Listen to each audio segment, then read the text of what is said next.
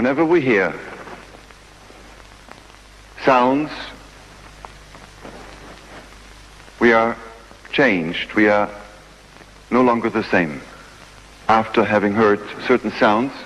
And this is the more the case when we hear organized sounds, organized by another human being, music.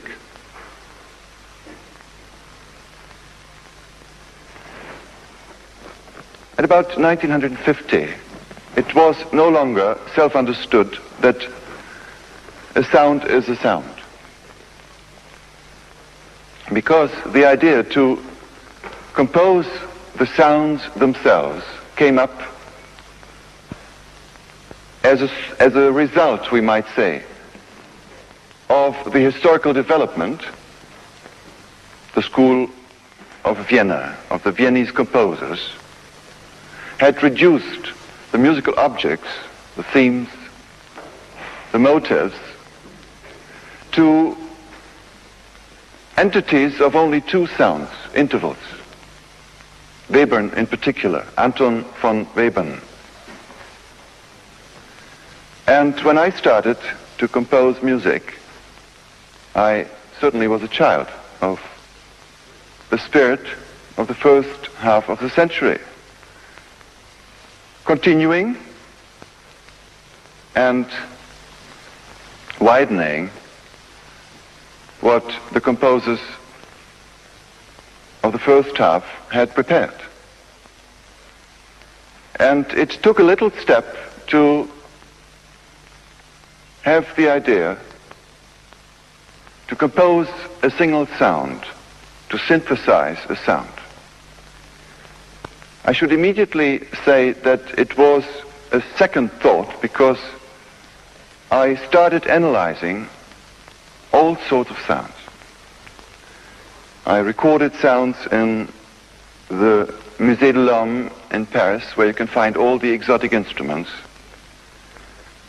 Instruments of wood, of stones, the lithophones, of metal, of all different cultures, and of all the different historical periods. But I also analyzed sounds which I recorded in the daily life. All sorts of noises. I began to study books in which you can find the analysis of vowels,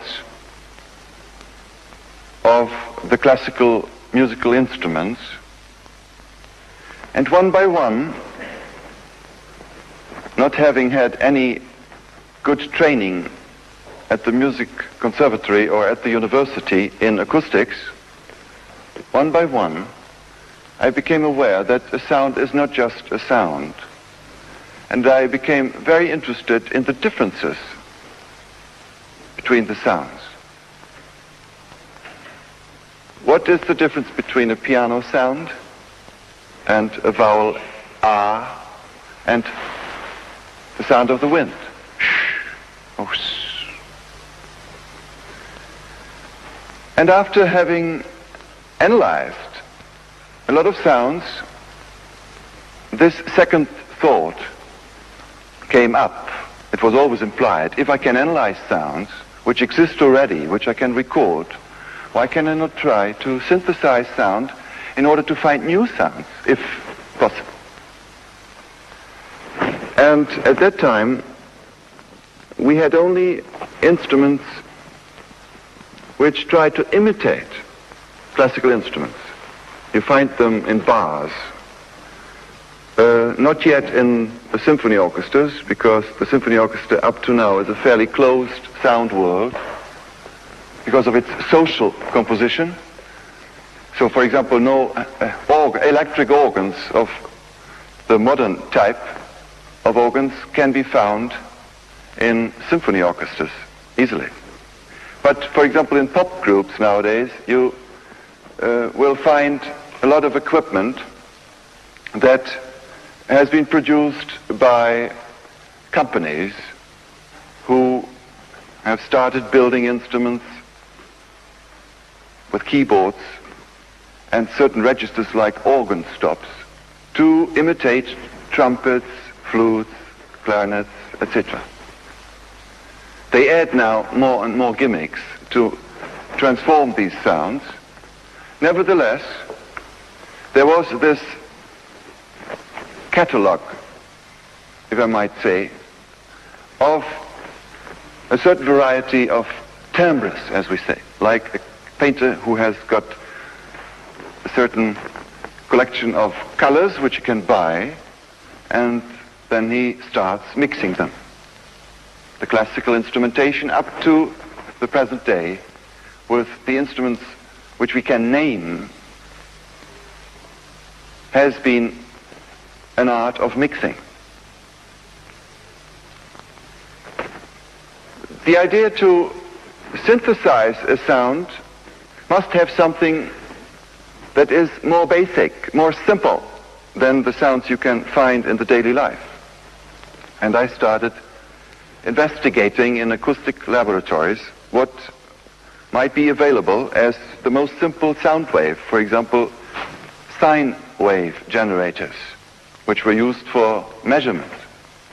And I started very primitively to synthesize individual sounds by superimposing sine waves in harmonic spectrums in order to make etc., all the vowels. And then I found one by one generators which produce what we call the white noise, comparable to the white color, and which you can filter with electric filter in order to produce colored noise, like etc. And when I make just, then it comes very close to certain water noises. There you are. It started very primitively to synthesize the sound. What is important is that I tried more and more, like many others did then in French studios. That's where I began to study these things. It was 23 years. In the group so-called Musique Concrète, they recorded sounds and transformed them with electric devices. For example, speed-up sounds. Everybody who has got a record player knows how to speed up or speed down music just by changing the speed.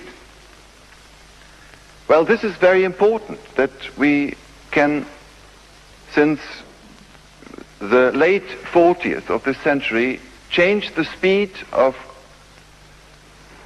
a tape recorder continuously, not just discontinuously, and transform sounds by speeding up sounds. Let's immediately jump to the extreme. Then we come to the first criterion. If you take a Beethoven symphony and speed it up, and if you are able to speed it up in such a way that you do not at the same time transpose the pitch, the register of this Beethoven symphony. Let's say we would have an electric device that it sounds still with the same registers, in the same registers, but we would compress it in time. And we would compress it to such an extent that it would last just 1 second. Then we get a sound which has a particular color, as we say, particular timbre, a particular shape, dynamic shape, and its inner life, which is so highly compressed in time, is what Beethoven has composed. And it is a characteristic sound compared to, let's say, the compression of a piece of kakaku music from Japan. On the other hand, if we take any given sound and spread it out, expand it in time to such an extent that it would last 20 minutes, a sound which lasted, when we recorded it, for 1 second or 2 seconds, then we will have a musical piece. And its form its large form in time, will be the expansion of the microacoustic structure, time structure, that was in the sound. There we are.